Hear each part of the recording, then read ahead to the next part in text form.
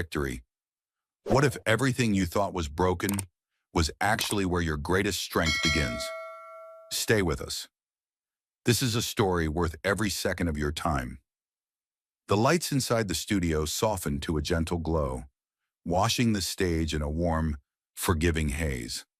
At the center sat Jasmine Crockett, still and composed, the deep blue of her suit catching the light like a quiet current of strength. Her hands rested lightly on her lap, her fingers tracing slow, almost invisible movements. The kind a person makes when they are steadying themselves for something that matters. Around her, hundreds of faces filled the auditorium, but the room felt intimate, as if everyone had silently agreed to leave their judgment at the door. Above the stage, the words "Beyond the Surface" hung in clean, simple lettering. A reminder that tonight was not about appearances or headlines, but about something deeper. The walls seemed to lean inward, listening. Jasmine's face, so often a shield in the battles she fought, tonight allowed a sliver of vulnerability to show, a softness that had survived storms most could not imagine. She was not here to perform. She was here because there were truths that could only be spoken when everything else was stripped away. Then a shift, a ripple through the audience, as the announcer's voice, low and heavy with gravity, filled the hall.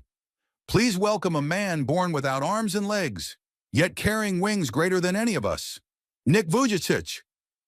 A second spotlight bloomed across the stage, revealing Nick in a tailored suit perched atop a small platform. A radiant smile lighting up his face.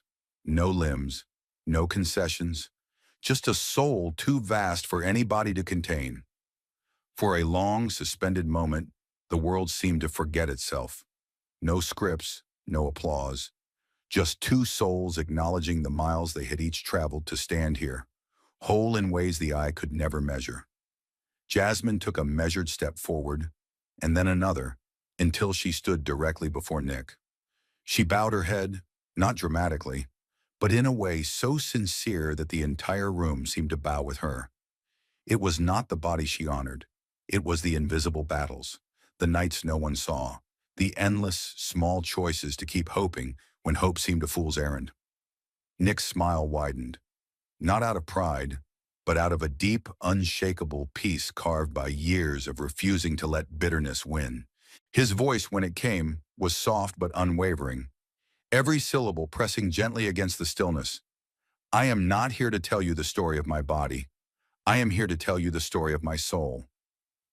The words dropped like stones into a still lake, sending ripples of meaning across every corner of the room. Jasmine lifted her gaze to meet his, and for a heartbeat, there was no distance between them. Only the mutual recognition of two lives shaped by struggle, but not defined by it. Cameras clicked in the background, but even their flashes seemed muted, as if the machinery of the world understood that something more important was unfolding. Every heart in the room, every breath, waited on the next word, the next gesture, unwilling to break the spell. Nick paused, and in that pause, something almost invisible shifted, as if the air itself grew heavier, waiting for a wound to be opened that had never quite healed. When I was young, he began, his voice low but clear, I wasn't just different. I was something people looked at and then turned away from.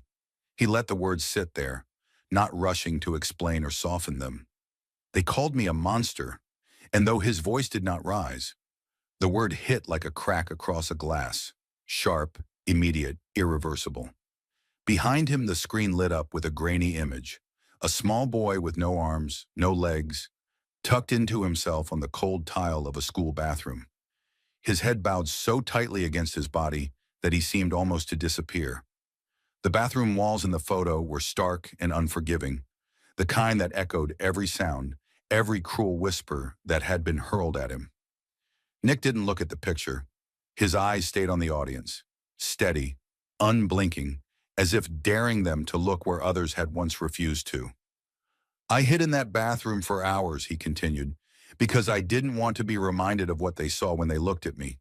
His voice tightened, just slightly, almost too small to catch, but enough to twist something deep inside everyone listening. And after a while, A terrible thing happened. I started to see myself the same way they did. The room remained frozen, as if breathing too loudly might shatter the fragile, brutal honesty hanging between them. Jasmine, still seated, lowered her gaze for a moment, her lashes wet, her fingers locking together as if holding on to something inside herself. Around them, hundreds of people sat utterly motionless, drawn into the terrible loneliness of that little boy on the floor. Understanding, perhaps, for the first time, that cruelty could sculpt a child's very sense of worth. Nick's face, illuminated gently by the stage lights, held no hatred, no accusation, only a quiet endurance that made every word heavier, more real. "I wasn't hiding because I was afraid they'd hurt me," he said, his voice like a thread pulling taut. "I was hiding because somewhere along the way, I started to believe that maybe they were right." His confession didn't explode into the room. It seeped into every corner, filling the spaces between ribs, making even the strongest listener feel suddenly, painfully small. And in that overwhelming quiet, it became heartbreakingly clear. The most dangerous wounds are not the ones the world sees. They are the ones it teaches you to carry inside yourself. The weight of Nick's last words did not simply drift away. It clung to the room like a second skin, a heavy, unseen hand pressing down on every chest. And it was Jasmine, sitting perfectly still beneath the heavy lights, who finally moved, her voice threading its way through the silence, fragile but unbroken.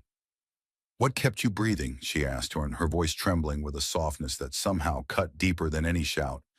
"When everything around you tried to suffocate you?" The question did not float gently. It landed with a sharp, aching thud, as if daring the air itself to answer. Nick didn't rush to speak.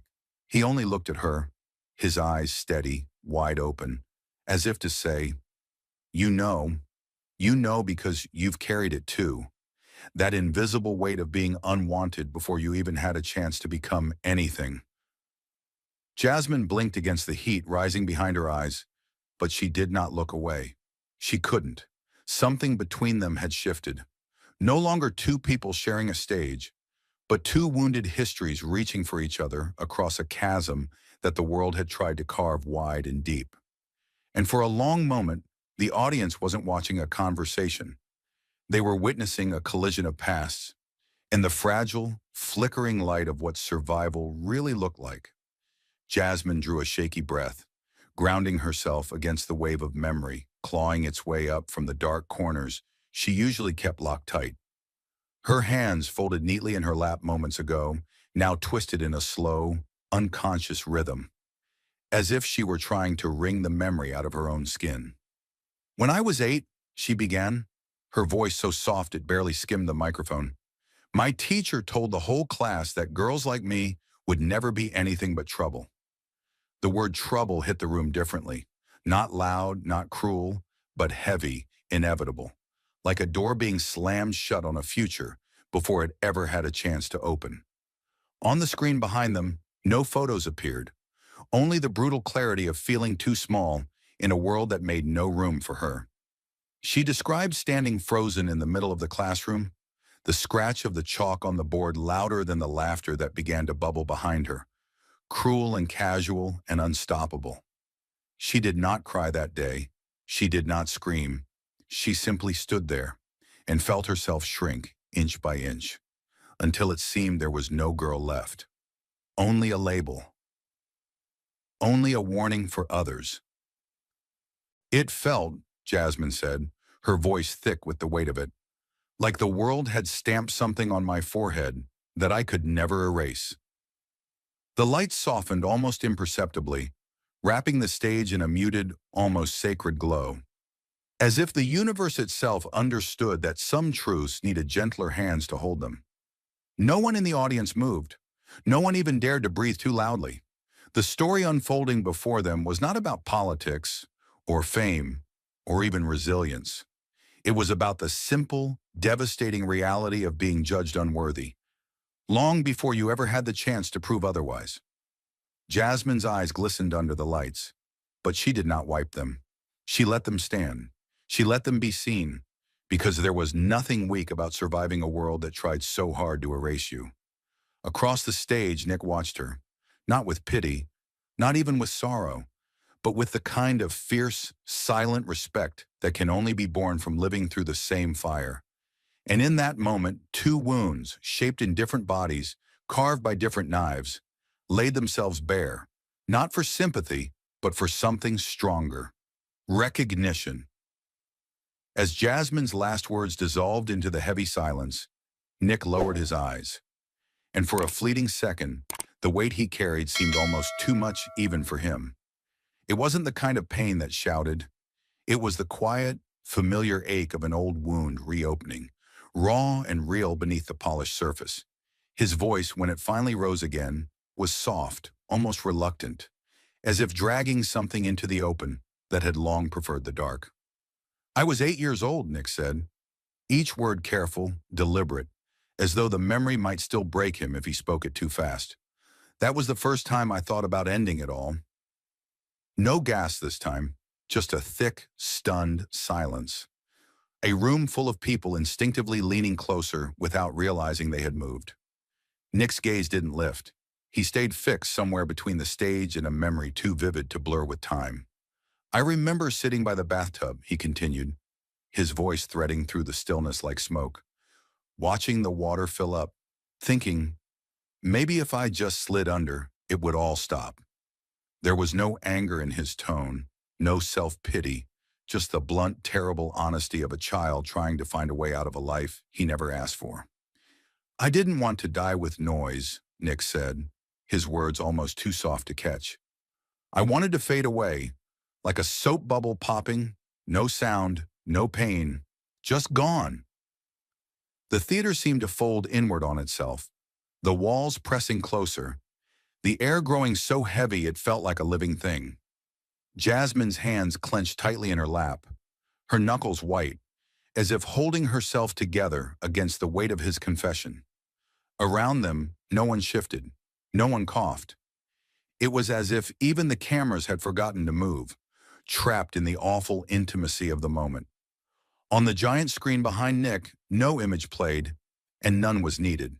His voice painted it all with brutal clarity: a small boy, sitting alone at the edge of a tub, looking into the water not with fear, but with a kind of quiet resignation. "I thought," Nick said, his voice cracking just slightly for the first time, "that if I just disappeared, maybe the world would be better off." It wasn't just the cruelty of others that had driven him there. It was the way their words had hollowed him out from the inside, making him believe he was a burden simply for existing. And in that room full of strangers, something broke open. Not in Nick, but in the people who listened, realizing too late how easy it was for a society to crush a soul before it ever truly lived. As Nick's final words lingered in the heavy air, Jasmine sat frozen, the tears she had fought so long to control finally slipping free, cutting silent tracks down her face like rain falling through a broken roof. She didn't wipe them away. Instead, she leaned into the crack that had opened inside her, letting the rawness of it speak louder than anything she could have rehearsed. "I know that feeling," Jasmine said, her voice breaking and rebuilding itself in the same breath. "That feeling of not belonging anywhere, not because of who you are inside, but because of how the world chooses to see you." She inhaled sharply, the sound loud in the aching stillness. "Growing up black in America," she continued, her voice steadier now, "was like walking through a house where every door slammed shut before you even touched the handle." Around her, the audience stiffened, the brutal familiarity of her words hitting like an old wound torn open. Jasmine blinked hard, her fingers curling tightly into the fabric of her skirt, grounding herself against the rising tide of memory. "There were days," she whispered, "when I didn't feel like I belonged on this earth at all, when I thought maybe the world had been built for everyone except me." Her confession didn't ask for pity. It was a battle cry wrapped in brokenness, daring anyone listening to deny how deep injustice could carve itself into a soul. As Jasmine's final words trembled into silence, Nick shifted slightly in his seat, His body still, but his eyes flickering with something older, something carved deeper than fresh wounds. The memory of a love that had fought for him before he even knew how to fight for himself. He inhaled slowly, not to calm himself, but to call up the strength needed to tell the part of the story that most people never asked to hear. Not the victories, not the stages, but the small wars fought behind closed doors, where love was not a feeling, but a relentless, daily choice. My mother, Nick said, his voice rough at the edges but unwavering, was the first person who refused to let me believe I was a mistake. The words didn't fall lightly. They thudded into the silence, heavy and deliberate, carrying the unseen weight of every moment the world had tried to crush him. She made me do everything, he continued, his mouth pulling into a faint smile that didn't quite reach his eyes. Even when everyone else said it was impossible. Especially then. He paused, letting the memory fill the space between them, not rushing, not dressing it up, letting it be as hard and messy and real as it had been. She didn't just push me to survive, Nick said. She pushed me to live, to fight for a life that the world told me I didn't deserve. The screen behind him remained dark, as if even technology knew no image could capture the brutal tenderness he was unfolding. I remember one afternoon, Nick said, his voice growing softer, pulling the audience closer without asking. I came home from school, angry, exhausted, done. The children had called him names again. The teachers had looked away again. The world had reminded him again that he was less. And when I got home, Nick said, swallowing hard, I didn't want to talk. I didn't want to exist. He clenched his jaw for a moment, as if willing the words to stay clean, to stay survivable.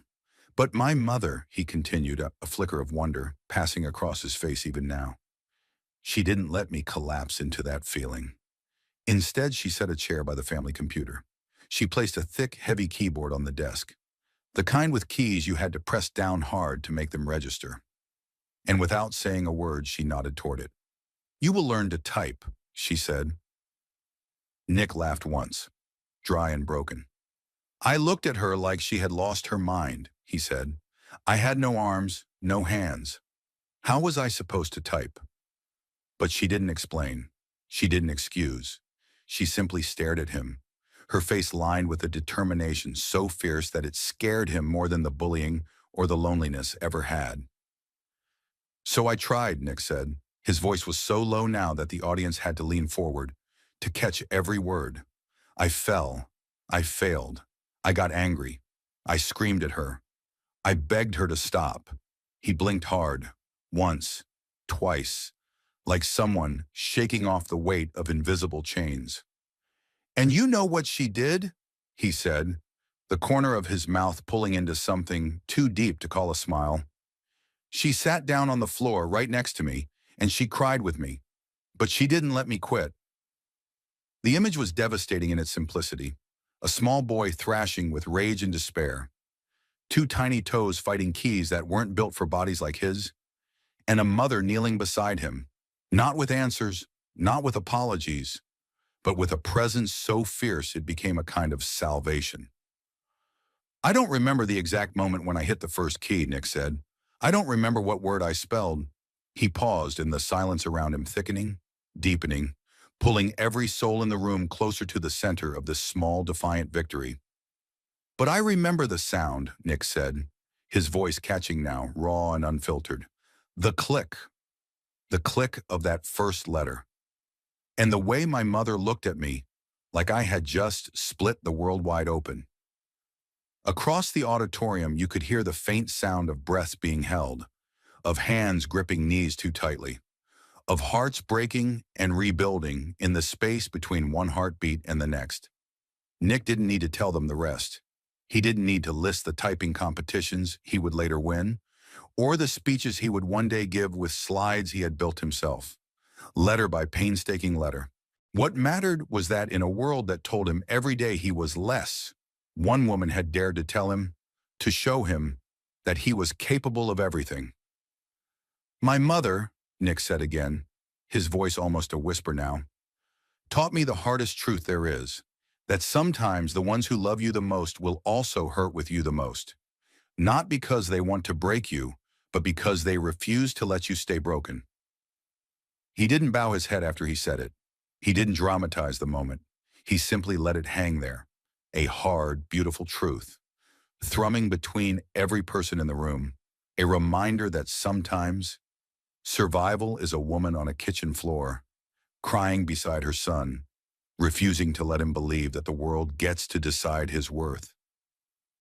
And in that heavy, reverent silence, dozens of people quietly wiped their eyes, their breath coming out in slow, unsteady waves, not because they had been entertained, but because they had been changed. As the memory of his mother's stubborn love faded gently into the charged silence, Nick shifted his weight slightly, his smile flickering into something sharper.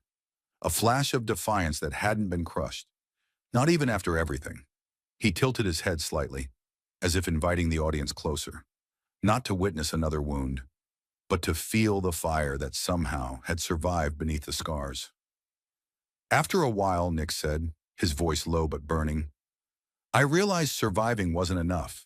I needed to live. I needed to prove, mostly to myself, that I wasn't just alive because someone felt sorry for me.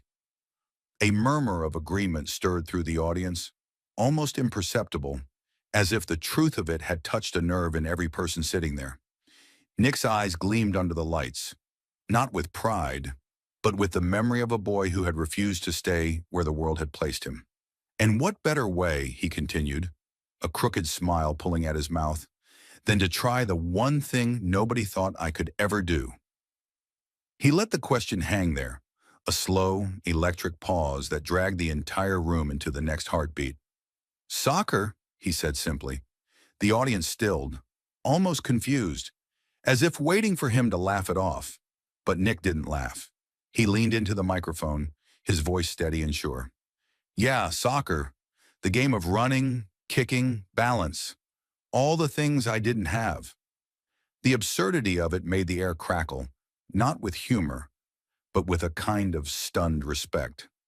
I started practicing, Nick said, his voice dropping into a rhythm now, like a drum beat growing louder with each word. No coach, no fancy gear, just me, a ball, and a head that was a little harder than most. A few soft chuckles rippled through the crowd, but they died quickly as Nick continued, the steel in his voice unmistakable. I would roll the ball across the yard, launch myself at it, miss completely, crash to the ground, and get back up again and again and again.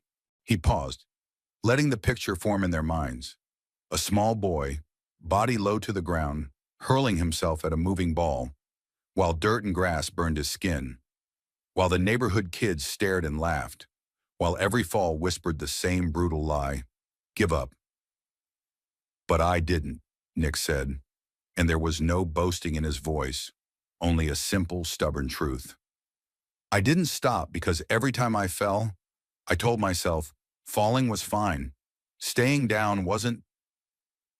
The screen behind him remained dark, but the silence in the room painted its own images. A boy bruised and scraped, struggling against a world that hadn't even bothered to offer him a rule book he could play by. Nick's smile sharpened slightly, the corners of his mouth lifting with the memory of the day everything changed. One afternoon, we were playing after school, he said. The ball got kicked wild, rolling loose toward me, like it had forgotten I wasn't supposed to be part of the game. A few people in the audience leaned forward instinctively, caught in the gravity of the moment. I didn't think, Nick said, his voice tightening. I just threw myself at it. There was no choreography, no strategy, only instinct, and the burning need to be something other than invisible. My head hit the ball just right, he said, and his eyes shone now, alive with the memory. And it went flying straight into the goal. The room seemed to hold its breath as he spoke, as if trying to relive that impossible moment through his words. Nick laughed, a short, stunned sound, still amazed after all these years. There was this second, he said, this half second, where nobody moved, nobody spoke. They just stared at me, like the universe had cracked open and they weren't sure what they were seeing. And then, he said, the field exploded. Some kids cheering, some kids shouting, but all of them seeing him differently, even if just for a moment. They didn't clap because I was brave, Nick said, his voice low and sure. They clapped because for a split second, they forgot I wasn't supposed to be able to do that. He paused again, letting the enormity of that tiny victory settle like dust across the audience. I didn't just score a goal that day, Nick said, his voice so steady it felt almost sacred. I scored against everything they had ever assumed about me.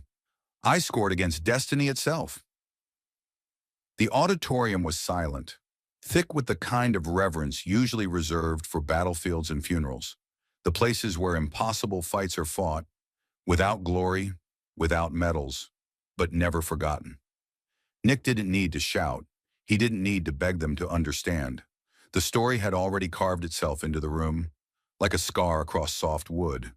A boy with no arms and no legs, launching himself into a ball he was never meant to touch, changing not just the game, but the way everyone around him saw what was possible.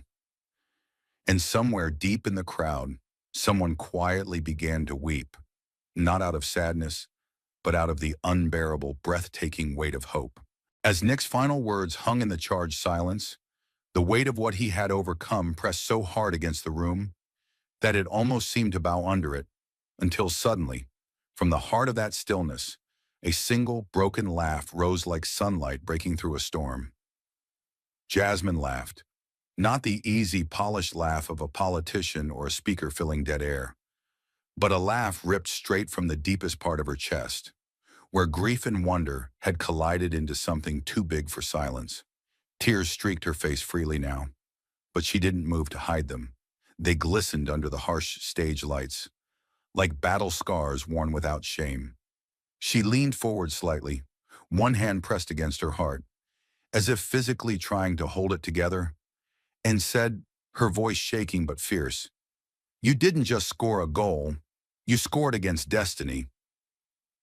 The words weren't thrown out lightly. They landed with the weight of every door slammed in Nick's face, every whisper that had tried to define his worth, before he even had a chance to choose it himself.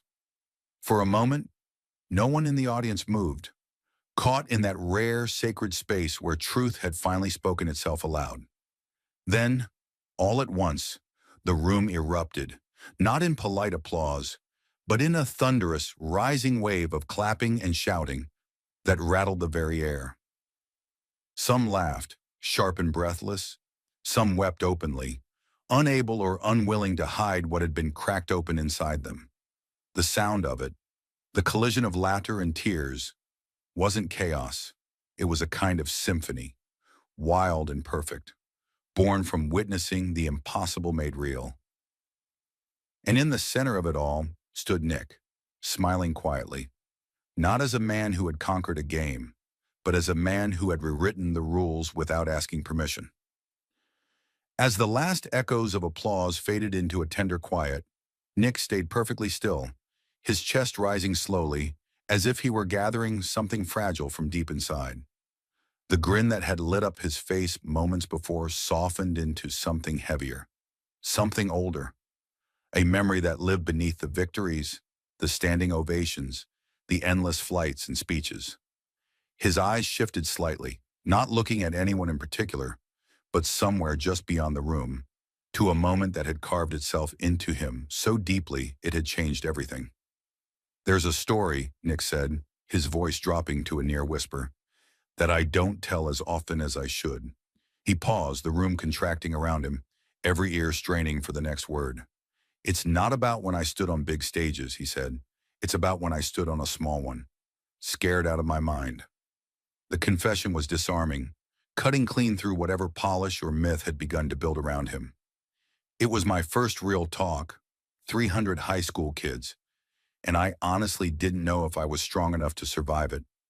He let the weight of that settle before going on, his voice steady but bruised with memory. "When I rolled out onto that gymnasium floor, I could feel it," he said. "The stares, the whispers, The kids who looked away because they didn't know whether to laugh or cry. The fluorescent lights buzzed above them, cold and indifferent, casting everything in that ugly, flat brightness that made flaws impossible to hide. Folding chairs scraped against the polished wood floor, sneakers squeaked, teachers leaned against the walls, arms crossed, faces politely blank. Nick swallowed hard at the memory, his throat working visibly. I felt like every insecurity I had ever carried was sitting there with me, he said, louder than the microphone, heavier than the stage. And yet, somehow, he had begun to speak. Not because he felt ready, but because he knew if he didn't, the silence might drown him. I told them everything, Nick said. No filters, no gloss, just the stripped-down truth of what it meant to live every day inside a body the world had called a mistake. At first, the room had been restless, a tide of shifting feet and muffled coughs and impatient glances at the clock. But slowly, painfully, the current began to change. Nick could feel it before he could see it, the way you feel a storm building in the pit of your stomach. There was this moment, he said, his voice shaking slightly now, where I realized they weren't seeing the body anymore. They were hearing the heart. He described it, the way the gym seemed to shrink, the way the fluorescent light seemed to fade, leaving only the trembling connection between one soul standing and 300 others seated, breathing together in the dark. I told them about the nights I cried myself to sleep, Nick said, about the times I wanted to slip beneath the bathwater and never come up. His words didn't fall like grand declarations. They broke like waves against a shore battered by too many storms, relentless but soft in their devastation. When the talk ended, there wasn't much applause. No standing ovations, no TV cameras waiting backstage, just a slow, heavy silence as 300 students filed out into the afternoon light, carrying pieces of his story stitched into the spaces behind their ribs. Nick stayed behind, exhausted, unsure whether he had changed anything at all. He was gathering his notes, ready to retreat into the familiar loneliness that often followed even his most honest moments when he felt a tap, light, hesitant, on his shoulder. He turned. 3 students stood there, arms crossed tightly over their chests, their faces pale, their eyes shimmering with the kind of pain that doesn't have to be explained. They told me, Nick said, his voice cracking hard, that they had planned to end their lives that week. His hands trembled slightly as he spoke, the memory too large to contain neatly even after all these years. They told me they chose to stay because of what I said. He didn't embellish it. He didn't try to make it sound heroic. He just let it exist, raw and beautiful and unbearably heavy. 3 lives hanging by threads Nick hadn't even known he could reach, had decided not to slip away into the quiet because someone had stood in front of them and bared his brokenness without apology. Nick's voice dropped even lower, so low that the room seemed to lean into him instinctively. I didn't save them, he said. They saved themselves. But maybe I showed them that broken things can still be strong enough to carry light. The silence that followed wasn't empty. It was full of the terrible, wonderful truth that sometimes survival isn't about grand victories or perfect speeches. Sometimes survival is just about staying one more day because someone else's story reminds you that you can. The weight of Nick's last words didn't lift from the room. It thickened, settling deep into the lungs of every person present until breathing itself felt like an act of reverence. Jasmine didn't speak at first. She simply moved, slowly, deliberately, across the inches that separated them, her hand reaching out as if guided by something older and deeper than conscious thought. Her fingers found his shoulder, light but unwavering, and the touch alone said more than any speech could have. She gripped him, not to steady him, but to steady herself, anchoring both of them in the unbearable truth that survival, real survival, was something no one could achieve alone. Her hand trembled slightly against him, not from fear, but from the overwhelming force of recognition. The knowledge that she was not just witnessing his story, but standing inside it, side by side with every invisible wound he had laid bare. Her eyes, glossy with tears she no longer tried to blink away, locked onto his. And in a voice so soft yet so powerful, It seemed to rearrange the very molecules in the air, Jasmine said. You became their last hope and their first light. The words didn't break the silence. They transformed it, turning the heavy, aching quiet into something fragile, sacred, and alive. The moment stretched long enough for the world outside the room to fall away completely, leaving only the two of them suspended between everything they had survived and everything they had chosen to believe anyway. Behind them, the massive screen flickered to life, washing the stage in a muted golden glow that made the whole scene feel less like a broadcast and more like a memory you could step into. Grainy footage filled the screen, shaky, unpolished, brutally real, of teenagers flooding forward after Nick's first real speech, their faces red with tears, their hands reaching not for the celebrity, but for the survivor. One by one, they collapsed against him, clinging to the small, steady force he had become without ever meaning to. Nick didn't flinch. He didn't pull away. He leaned into them, receiving their pain, their relief, their trembling hope, as if it were a sacred offering too precious to be refused. The audience in the theater watched, unmoving, their own breathing shallow as the footage showed arms wrapped desperately around a man who had once sat by a bathtub at 8 years old, thinking about disappearing. And now here he was, not vanished, not broken, but standing as a lighthouse for every soul that had ever believed they were too lost to save. Jasmine squeezed his shoulder a little tighter, grounding herself against the enormity of the history passing between them. She didn't speak again. There were no more words big enough. She only stayed there, one woman anchoring another, one survivor steadying another, both of them wrapped in the heavy, trembling silence of those who understood too intimately that some victories don't come with parades or medals. Some victories look like a broken boy choosing not to drown.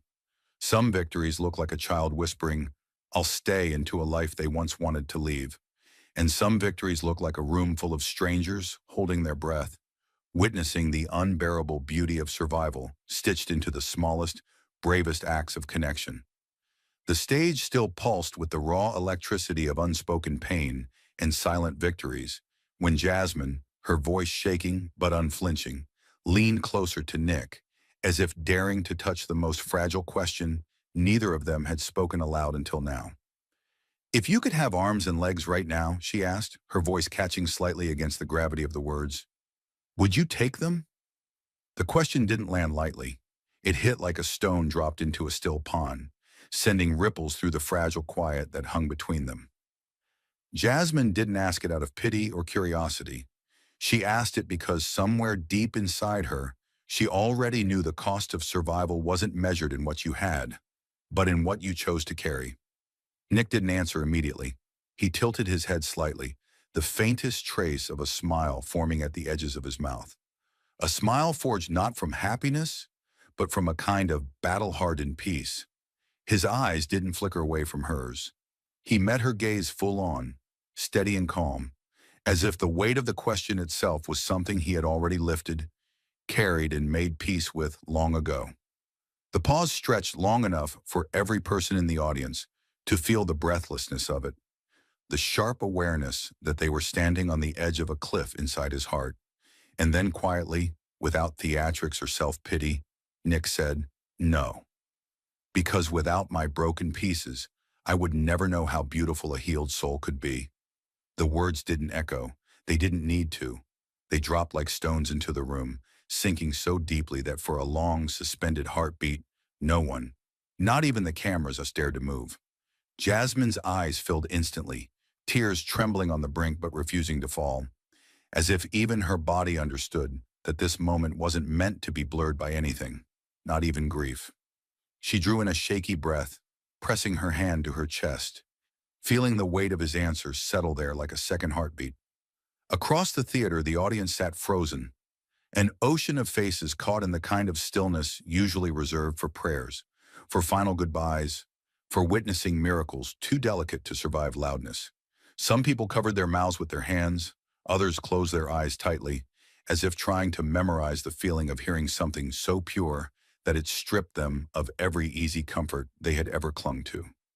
A man in the second row wiped at his eyes roughly embarrassed by how quickly the words had broken through his carefully constructed walls. A young woman near the aisle pressed her forehead to her knees, her shoulders shaking silently.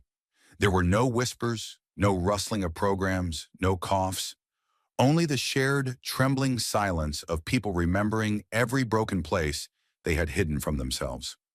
Nick remained completely still, his body at peace in a way that only someone who had fought and bled and made peace with his own fractures could achieve.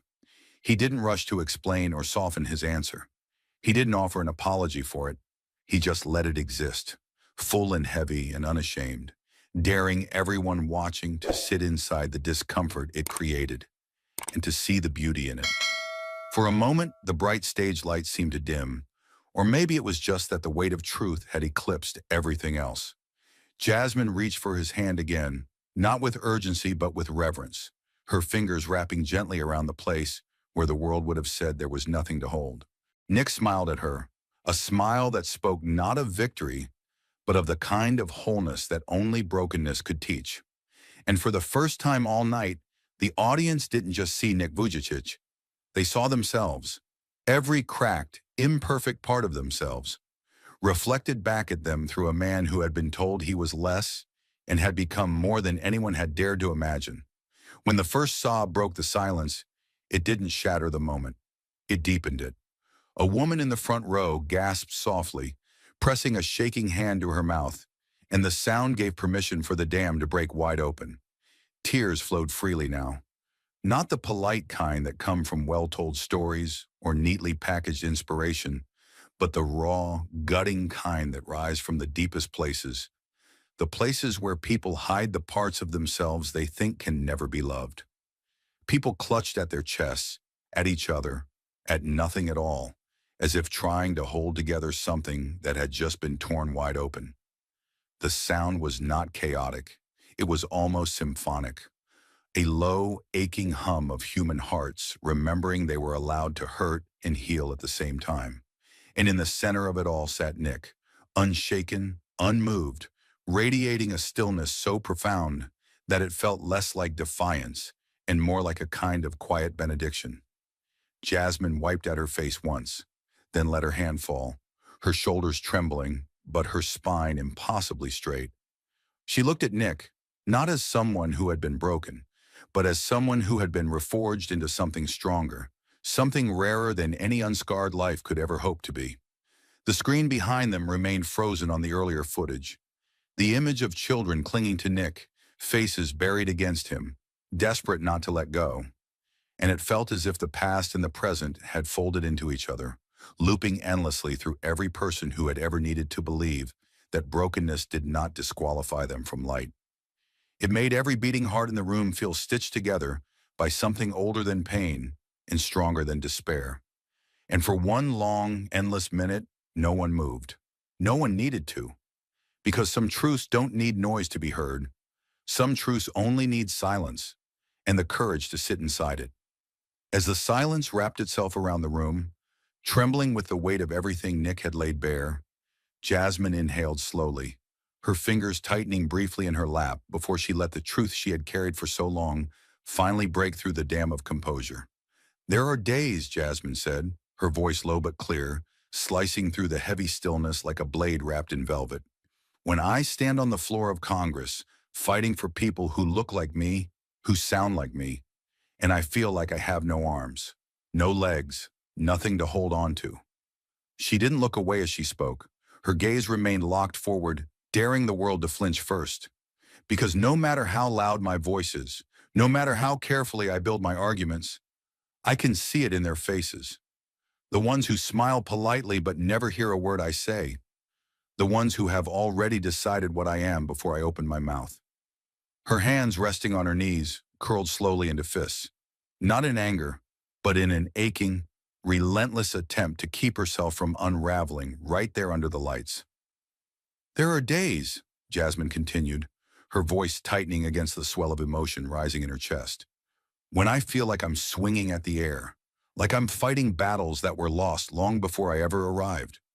She exhaled a shaky breath, and for a moment it felt like the whole theater exhaled with her, recognizing the invisible, grinding war she fought every time she dared to take up space.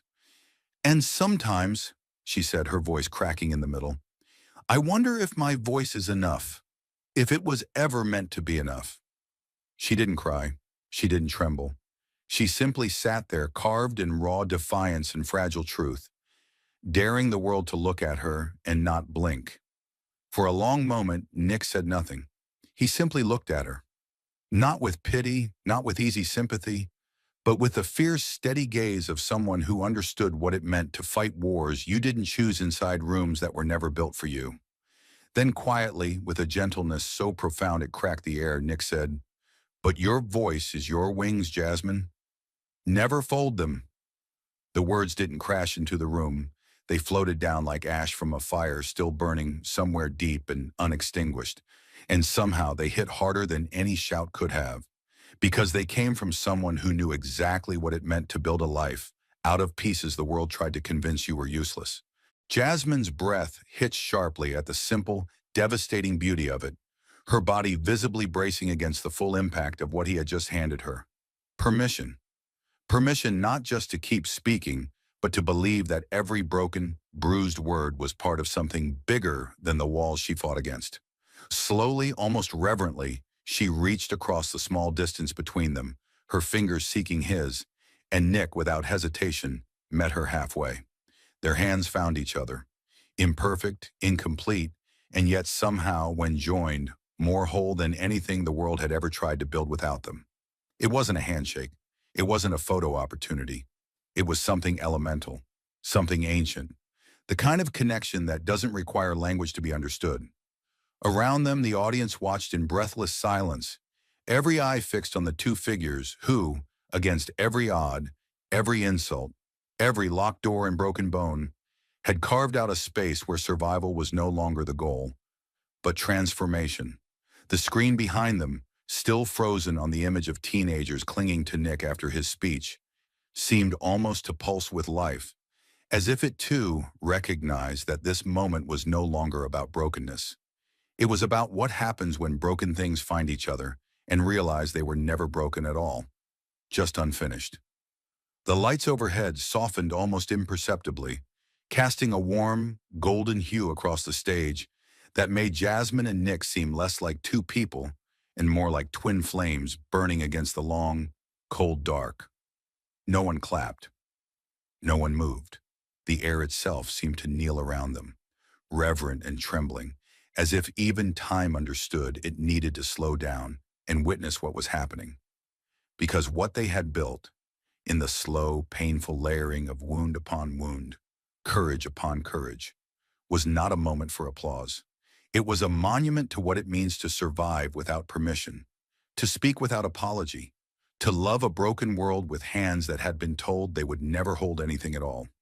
Jasmine squeezed Nick's hand once, firm, sure, unflinching, and he squeezed back, a silent pact sealed not by words, but by the shared knowledge of what it costs to stay standing when the world prefers you silent or gone. And in that small, defiant, incandescent moment, two wounded souls carried the weight of every person who had ever been told they were too broken, too different, too much, and they carried it like a crown. As the weight of their silent pact hung in the charged air, a wordless understanding blooming between them, Jasmine and Nick turned toward each other, not as speaker and audience, not as survivor and supporter, but as two warriors who had recognized the battles carved into each other's bones. Jasmine rose first, her movements slow, deliberate, as if each step forward was a reclaiming of something the world had tried to steal from her. Nick shifted his chair toward her, not with urgency, but with a grace so natural it seemed to dissolve the line between motion and intention. Their eyes met fully now, without armor, without hesitation.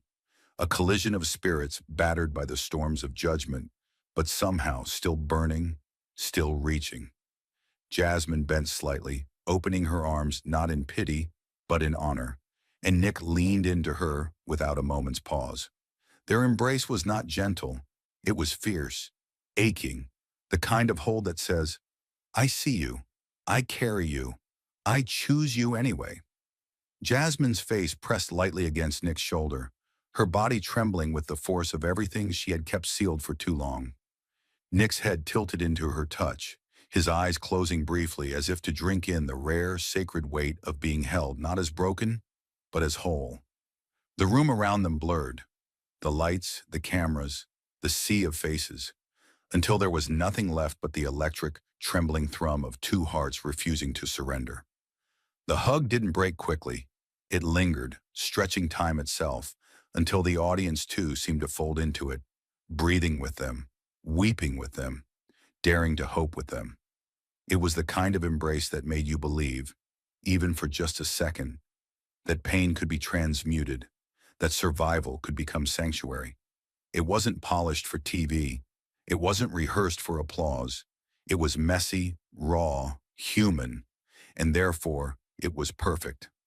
When Jasmine finally pulled back, she kept her hands on Nick's shoulders, grounding them both in the reality of what they had built together, stone by stubborn stone. And Nick, lifting his head to meet the full, broken, and burning gaze of every soul in that room, spoke, not loudly but with a quiet that roared. "You don't need arms to embrace the world," he said, his voice steady, almost unbearably tender. "You only need a heart wide enough to hold it." The words didn't just land. They cracked open something ancient and hidden inside every person in that room. For a second, the world tilted, not in chaos but in realignment, as if the broken pieces inside each chest had found each other again, stitching themselves together in the simple, brutal miracle of understanding. And then, without a cue, without a signal, the audience rose to their feet, not with the sharp, programmed standing ovation of television tapings, but with the slow, unstoppable gravity of people who had been changed down to the marrow of their bones. The applause started small, a scattered scattering of claps that sounded almost shy against the enormity of what had just happened. But it grew, louder, richer, fuller, a rolling thunder of hands coming together not in celebration, but in reverence. Some clapped with tears streaming down their faces, others clapped with fists curled tight at their sides, as if trying to punch their gratitude into the air itself. There were no words shouted, no slogans chanted, only the relentless, trembling sound of people trying to honor something too big, too holy, to be captured in language. As the applause swelled, the cameras, those cold, mechanical observers, moved almost reverently across the rows of faces. They captured it all. The old man in the front row, dabbing at his eyes with a trembling hand, the teenage girl clutching her mother's arm, her mouth open in a silent sob, the polished executive wiping his nose against the sleeve of his designer jacket, caring nothing for the optics. And sprinkled between the tears were the smiles. Raw, cracked open, radiant smiles. The kind that can only come after witnessing something that both breaks you and stitches you back together in the same breath. The kind of smiles that don't hide the pain, but honor it. The kind of smiles that understand that surviving isn't always neat, but it is always, always sacred. The camera lingered on Jasmine and Nick, still standing together in the center of it all.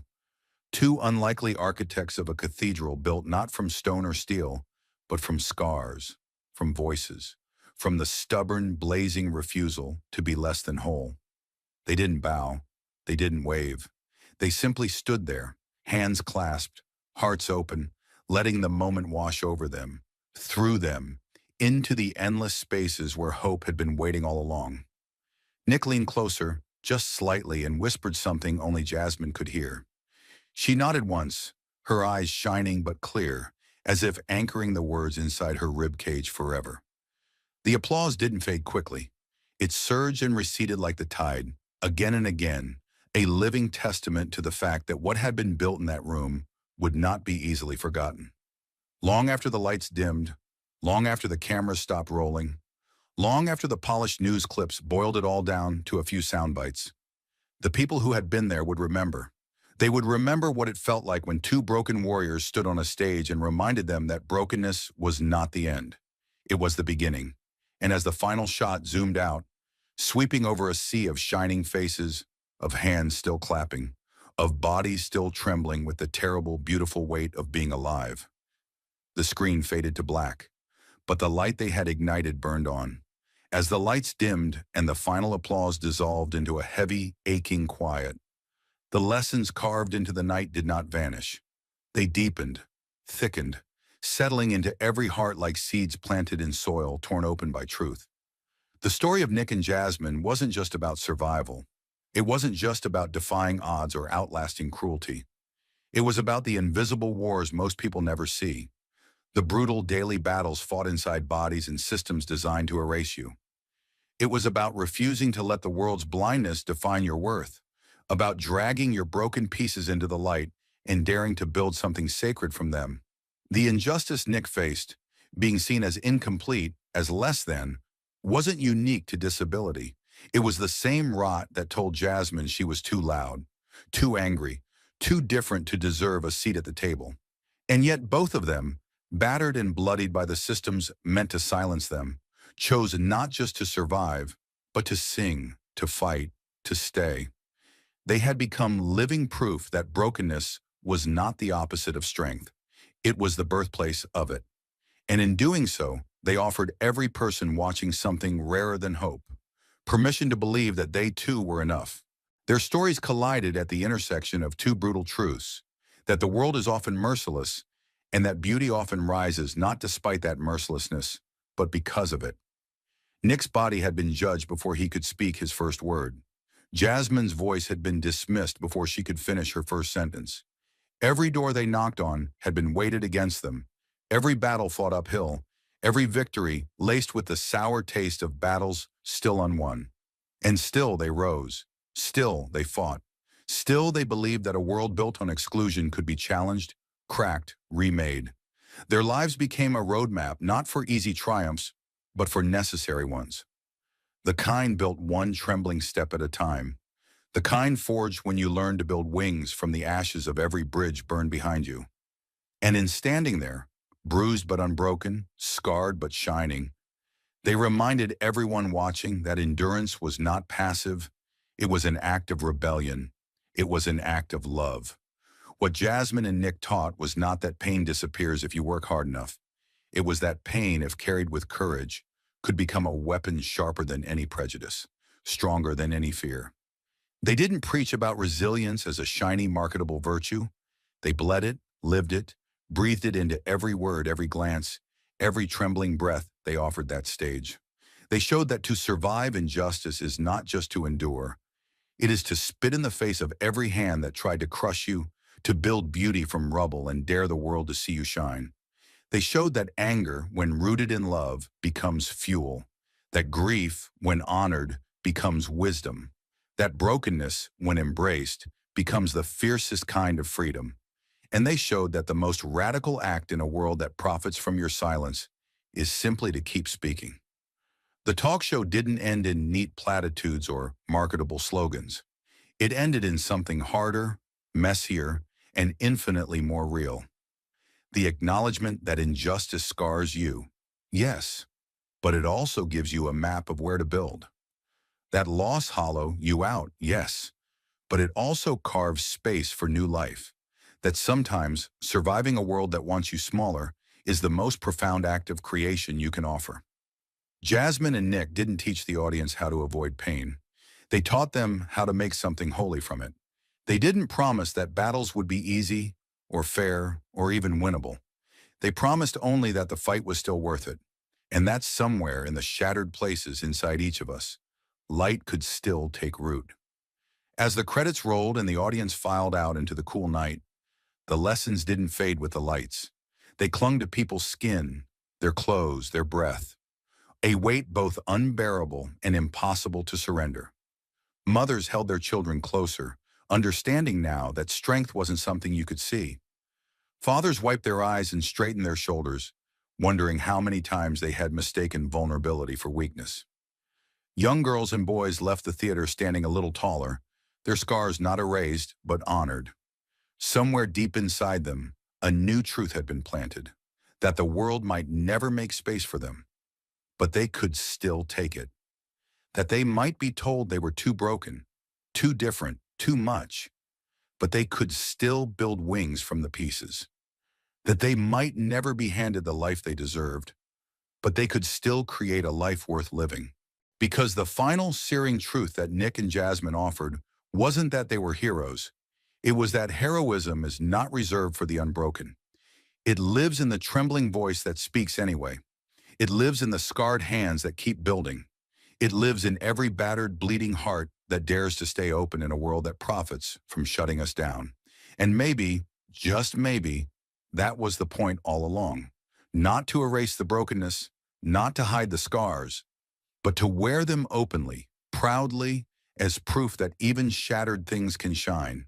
And in the end, as the last echoes of their words faded into the starlit sky, what remained wasn't sadness or pity or even simple hope. What remained was the knowledge that every broken heart still beating was itself a revolution, and that maybe, just maybe, the world didn't need perfect people to be saved. It needed the broken, the bruised, the ones who stayed anyway. It needed us. Thank you for watching until this moment and for standing with us on this journey for justice. Your support means everything. Like, subscribe, and turn on notifications so you never miss what's next. And we'd love to hear your thoughts. Leave a comment below and let us know what moved you most in this story. Together, our voices make a difference. In just 72 hours, Jasmine Crockett shattered a silence that had protected Justice Clarence Thomas for decades. She revealed over $500,000 worth of undisclosed luxury trips and gifts accepted by Justice Clarence Thomas, shaking the foundations of trust in the Supreme Court itself. The U.S. Capitol froze, the media exploded, and with nothing but hard truth and a single flash drive, Jasmine ignited a movement. No one could stop. But will the truth be enough to tear down a system built to protect itself? Stay with us. This is a story worth every second of your time. The leak wasn't loud. It didn't come in a flash of cameras or the crack of a gavel. It slipped into Washington like a phantom, silent and invisible, landing in the inboxes of a handful of investigative reporters and congressional aides just before dawn. An anonymous dossier, no name, no warning. Only one subject line: the gifts that justice buried. Inside, page after page documented luxury vacations paid for by billionaires, private flights to remote islands, hidden property deals, all centered on one man, Justice Clarence Thomas. The details were obscene in their boldness: Caribbean villas, super yachts slicing across turquoise waters, priceless memorabilia handed over like party favors. No disclosure forms filed, no public records. Just power, bought and enjoyed behind closed doors. While the public was fed the myth of impartiality, somewhere in the marble veins of the city, a fault line had begun to crack open. The real injustice wasn't just the luxury, the fancy trips, or the private yachts. It was the arrogance behind it. The idea that one of the highest judges in America could enjoy those privileges while hiding behind the image of fairness and tradition. Every page of the report showed something worse than greed. It showed a system that had learned to cover up its decay with polite words and empty ceremonies. Regular Americans got fined if they skipped jury duty. Meanwhile, a Supreme Court justice was accepting gifts worth hundreds of thousands of dollars, and no one stopped him. This wasn't an accident. It wasn't something he forgot to report. It was a clear message. The rules were for ordinary people, not for those in power. Across Washington, in quiet offices and newsrooms, people reading the report felt their stomachs turn. This wasn't just another political scandal. It was the beginning of something much bigger, and it wasn't going away. And somewhere, sitting alone in a quiet Washington office, Jasmine Crockett was about to read the file that would change everything. The overhead light buzzed faintly, the only sound in an office that felt more like a war room waiting for a battle plan. Jasmine sat at a battered oak desk, elbows planted firmly on either side of her laptop, her breath slow and steady as she opened the first file. The words blurred for a moment: lists of luxury resorts, private jets, handwritten notes from billionaires thanking Clarence for his friendship. But her focus sharpened like a blade. She clicked through page after page, her eyes moving faster now, catching the quiet arrogance buried in every transaction. No explanations, no apologies. just a long, shameless parade of privilege. In the silence, her heart stayed steady, but something colder began to build behind her ribs, like ice layering itself over iron. By the time she reached the last page, her jaw was tight, her hands motionless. She stared at the screen for a long, heavy moment, seeing not just the facts, but the betrayal wrapped around them like smoke. Outside the window, Washington's skyline loomed dark against the rain-soaked sky, the marble monuments gleaming under distant flashes of lightning. Jasmine leaned back slightly in her chair, the leather creaking under her, but her gaze never wavered from the screen. This wasn't just about Clarence Thomas. It was about the system that had allowed him to hide in plain sight, untouched, unchallenged, untouchable. It was about every single person who had been told to believe that justice was blind, while corruption was hand-fed behind closed doors. She had seen injustice before. She had fought it in courtrooms, on the streets, in back rooms filled with whispered promises. But this was different. This was betrayal at the highest altar of American law. Her reflection stared back at her from the darkened window, unblinking, unsmiling, unwavering. Jasmine Crockett exhaled once, a breath sharp enough to cut glass. Then with a voice low and calm, and colder than the storm outside, and she said, "If no one else dares to touch him, then I will." The decision was made in a breath, but the battle to make it real would demand every ounce of fight she had left. The next morning, as Washington's heavy gray sky pressed low over the city, Jasmine marched into her office and began drafting the formal request, a special Judiciary Committee hearing into Clarence Thomas's undisclosed gifts. Every word she chose was a scalpel, precise, undeniable, impossible to ignore. She didn't bother with polite hedging. The evidence was too clear. The stakes were too high. By noon, the request was finalized, signed, and transmitted across encrypted channels to the necessary offices. Within hours, she could feel the tremor ripple through the halls of Congress, a tension humming in the marble floors and whispered conversations. Phones in her office started ringing off the hook, some anonymous, some angry, some almost pleading. Jasmine sat unmoving at her desk, letting the storm break against her without blinking. She knew this was only the beginning. The pushback came faster than even she had expected.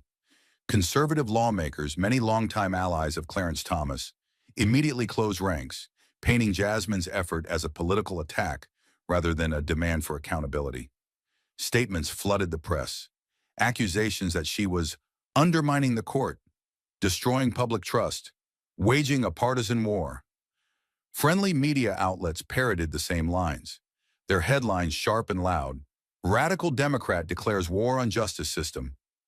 In back rooms and committee meetings, pressure mounted against her, offers to reconsider, warnings of lost alliances, thinly veiled threats wrapped in smiles. Jasmine heard every word but refused to yield an inch. In a city built on quiet backstabbing, she chose to stand where everyone could see her. As the walls seemed to close tighter around her, she only straightened her spine and thought, if the system protects itself this fiercely, then it must be exactly where I need to strike.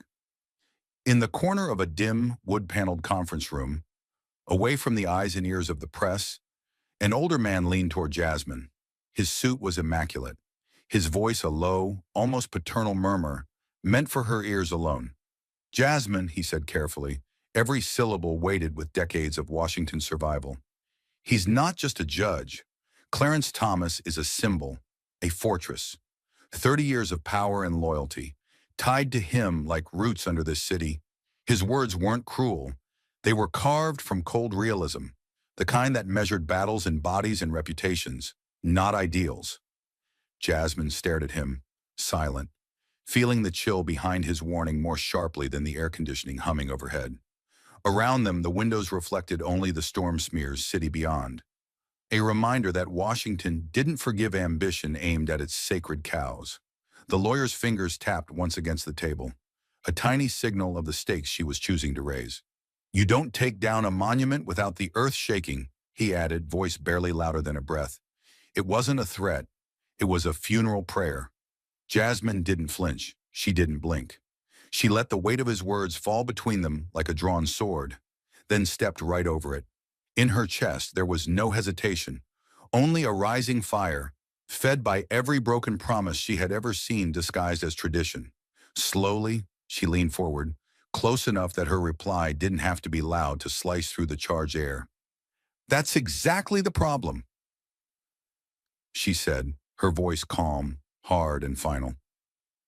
And just as she stepped deeper into the storm, fate delivered something she hadn't expected, a crack from inside the fortress itself. The message landed in Jasmine's encrypted inbox just after midnight, the city outside her window drowning in rain and sirens. The subject line was simple, but jarring. "I need to talk. Urgent." For a moment, she froze, her hand hovering over the mouse, instincts flaring to life.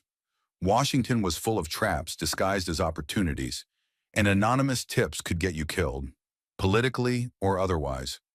But when she saw the sender's name, her chest tightened. He wasn't a stranger. He had been part of Clarence Thomas's inner circle, one of those silent faces that hovered behind power without ever stepping into the light. A loyalist, or at least he had been. Now he was reaching out to her, and the weight of what that meant pressed down hard. Jasmine stared at the screen for a long moment, before typing just two words: "Where and when?" The meeting spot he chose was no accident, an underground parking garage near Union Station, a place too dark and empty at that hour for anyone to pretend it was normal. The concrete walls sweated with damp, and the fluorescent lights above buzzed and flickered like dying insects. Jasmine arrived alone, wearing a plain black coat. No staff, no security. She spotted him immediately, a hunched figure in a hoodie clutching a thick manila folder, like it might fly away if he loosened his grip. He didn't move toward her, didn't wave. He simply stood there, vibrating with nerves. Jasmine approached slowly, giving him space, knowing better than to rush a man on the verge of betrayal. When she stopped a few feet away, he lifted the folder with a shaky hand and pushed it toward her without a word. His voice, when it finally came, was cracked and hoarse. "I can't live with it anymore," he whispered, eyes darting over his shoulder like he expected the shadows to swallow him. Jasmine didn't speak. She just took the folder, feeling its surprising weight, and opened it under the sickly yellow light. The first page hit like a hammer. Private flight manifests showing Clarence Thomas's name, listed alongside billionaires known for political donations. She flipped deeper. Invoices for luxury resort stays, dated and signed, rooms costing more in a night than most people earned in a year. Another page, a grainy photo. Thomas smiling aboard a gleaming yacht, champagne glass in hand. A billionaire's arm slung casually around his shoulder. Jasmine's stomach turned, not from shock, she had suspected, but from the sheer boldness laid out in black and white. This wasn't just sloppy ethics. It was open, systemic corruption, wrapped in silken smiles, hidden behind the black robes of the highest court in the land. She looked back at the man. His eyes were wide, almost pleading, not asking for forgiveness, just desperate for someone else to carry the truth. He swallowed hard, his next words barely above a whisper. "You don't understand," he said. "They'll destroy you if you touch this. They'll burn everything around you just to protect him." Jasmine let the words settle in the cold air between them. She knew he wasn't lying. She could already feel the invisible guns turning in her direction, the calculations being made in boardrooms and back channels. But fear was not new to her. Betrayal was not new to her. What was new, what mattered, was the truth she now held in her hands. Jasmine closed the folder carefully, pressing it against her chest for a moment, as if sealing an oath. When she finally spoke, her voice was steady, low, and carved from something unbreakable. "Let them try." And with those three words, she stepped across a line she could never uncross. As Jasmine drove back through the rain-slicked streets of Washington, the folder resting on the seat beside her felt heavier than any weapon, and far more dangerous.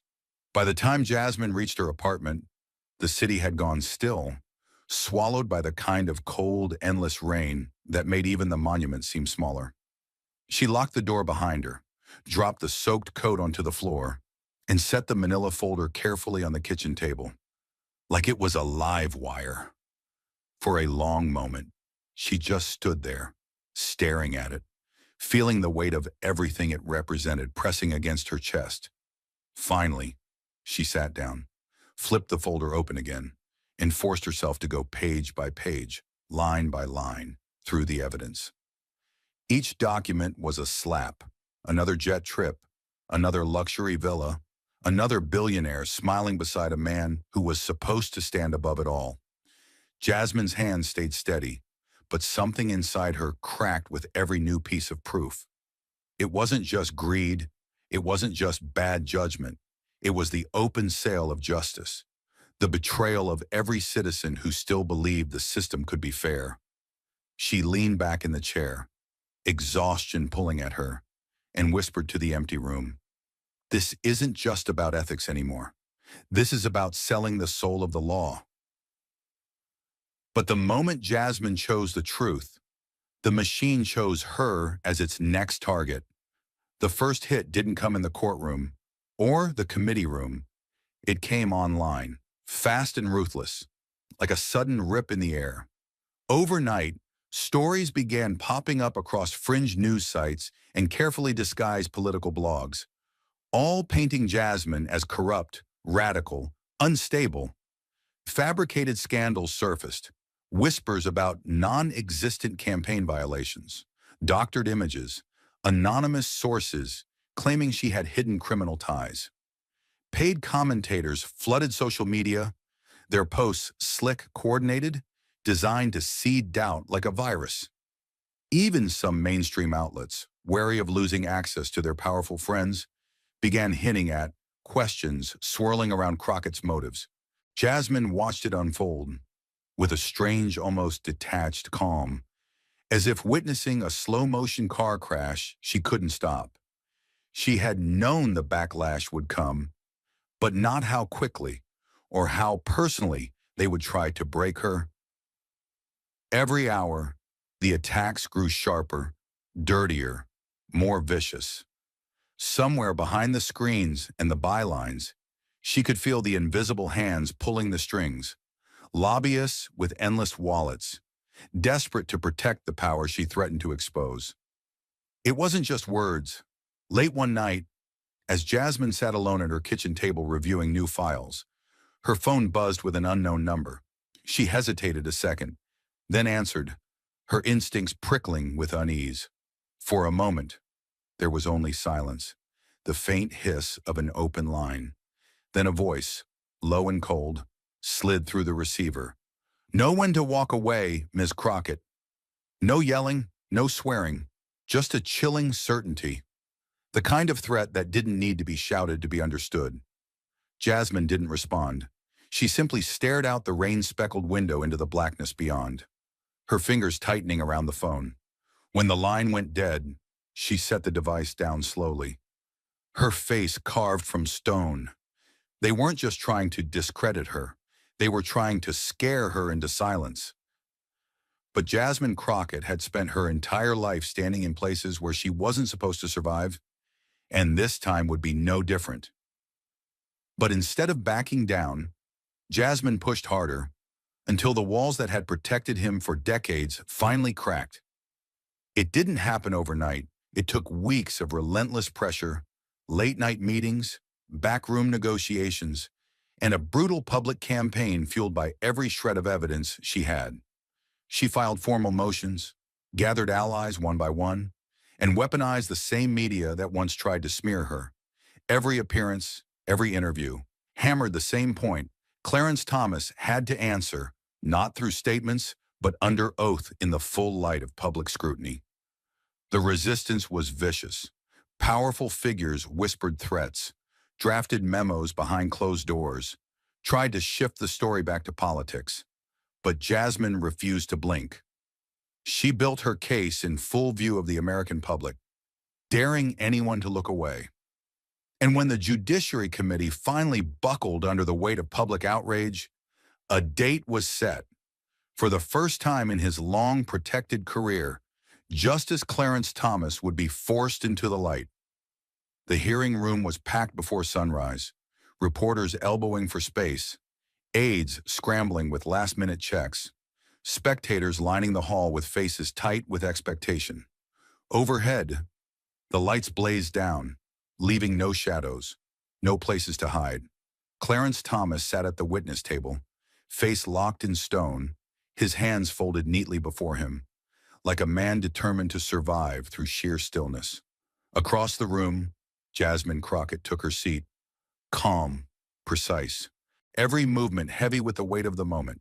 The contrast between them was unmistakable. The old guard wrapped in decades of untouchable authority, and the new generation demanding that no one stand above the law. News outlets streamed the hearing live. Anchors leaned forward, trying to pull the tension through the screen. Phones buzzed in pockets. Twitter feeds lit up with Jasmine's name. Hashtags igniting like wildfire. For once, America wasn't just watching history, it was holding its breath, wondering if it could change. The weight of it pressed down on Jasmine, heavy and real. She felt it in the way the room leaned toward her, daring her to flinch. She wasn't just carrying her career. She carried every young woman told to sit down, every outsider warned that some doors were not theirs to open. Across the oak table, Clarence Thomas met her gaze, not with anger, but with cold endurance.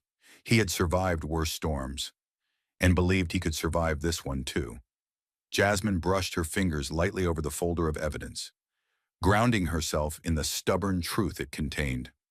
No matter how many cameras flashed, no matter how thick the silence grew, she would not be the first to look away. When the chairman gave her the floor, Jasmine rose slowly, her voice steady, sharp as a blade drawn at noon. "Justice Thomas," she said, each syllable landing like a drumbeat. "How much do you think justice costs, Prune?" The question hit the room like a detonation, freezing every breath, every blink, every subtle shift of weight. For a heartbeat, there was no sound at all, only the electric hum of disbelief vibrating in the walls. Jasmine didn't move, didn't blink, didn't soften the weight of what she had asked. She simply stood there, letting the question hang heavy between them, daring him and the country to answer it.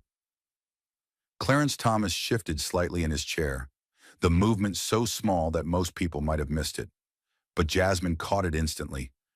His fingers tapped once against the polished wood, a subtle tell, a crack in the armor of control he had worn for decades. He leaned toward the microphone, adjusting it unnecessarily, buying himself seconds to think. When he finally spoke, his voice was calm, low, the voice of a man who had survived 1,000 hearings, by speaking carefully and saying nothing. "Justice," he said, slow and deliberate, "is not something that can be priced. It is a commitment to principle, a trust in the integrity of our institutions." He paused, as if waiting for the room to nod along, to let the words settle like old dust over uncomfortable questions. But there was no nodding, no easing of the tension that gripped the air like a tightened wire. Instead, the silence grew heavier, pressing against the windows, thickening the very oxygen between bodies. Jasmine didn't blink. She didn't move. She heard every careful syllable, every word that sounded polished, but meant nothing. The kind of language designed to sound righteous while leaving truth bleeding out in the shadows. Thomas leaned in slightly, his voice gaining a thread of rehearsed solemnity. "I have devoted my life to public service," he said, "to upholding democracy, to protecting the foundations of our republic. I have borne the burden of judgment each and every day in silence, without complaint, for the good of the nation." His words hung in the air, heavy with practiced reverence, as if the sheer weight of his service should excuse the unanswered questions. But he still didn't answer. He never touched the heart of what was being asked.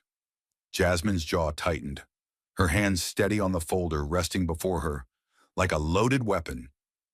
The murmurs from the press gallery had died completely now. Even the cameras seemed to hum louder, their lenses drinking in every twitch, every bead of sweat beginning to form at Thomas's temples. Jasmine waited, letting the hollow grandeur of his evasion hang exposed for all to see. Then, in one smooth, deliberate motion, she struck. Without breaking eye contact, Jasmine flipped open the folder and began to lay it bare. "This," she said, her voice low, but carrying clear through the chamber, "is the manifest of a private flight to a billionaire's island retreat, with Justice Thomas listed as a personal guest." She slid the document across the table for the cameras to see. "This," she continued, placing a second sheet down, "is the invoice for a luxury hotel suite paid for by the same billionaire, costing more in 3 days than the average American makes in a year." Another soft slap of paper against wood. "And this," Jasmine said, pulling out a series of glossy photographs, "is Justice Thomas celebrating under golden chandeliers, toasting with men whose financial empires hinge on decisions handed down by this court." She placed the images down, one after another, building a silent, brutal rhythm. The air in the room felt like it was closing in, suffocating, as the gallery leaned forward without even realizing it. The lights from the television crews blazed hotter now, slicing across the marble walls, peeling back every illusion that had once shielded the untouchable. There were no more defenses left, only the evidence, only the truth laid bare for the nation to see. As the last photograph landed on the table, the air in the hearing room seemed to tear apart, exposing something raw, something no speech could cover anymore. The silence that followed was not passive. It was electric, charged with a kind of brutal clarity that no one in the room could pretend not to feel. Reporters, who normally scribbled notes or typed furiously, sat frozen, their pens hovering uselessly over blank pages. Spectators leaned forward in their seats, breath held tight, eyes locked on the man who had once seemed untouchable.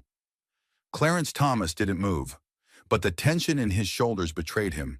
The rigid stillness he wore like armor now looked brittle, almost human. The lights from the television cameras bore down without mercy, white-hot and blinding, slicing through the room like blades, stripping away every carefully constructed layer of dignity and deflection. Each camera lens felt like an accusation, each flash a silent scream demanding the truth. For the first time in decades, the shield that had protected him, the robe, the reputation, the reverence, felt paper-thin under the weight of undeniable evidence. Jasmine stood steady behind her table, her hands resting lightly on the scattered documents, saying nothing, needing nothing more. The room didn't need more words. It needed only to witness the slow, public collapse of a mask that had been worn for too long.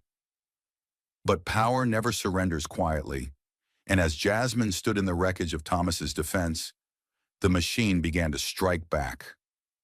The backlash hit like a second wave, timed and calculated, unleashed with surgical precision to wound and discredit before the truth could fully take root.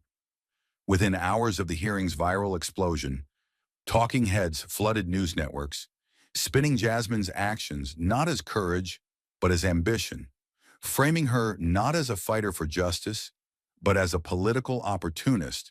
Conservative commentators accused her of exploiting the system for personal gain, branding her a media-hungry radical, determined to tear down institutions for a headline.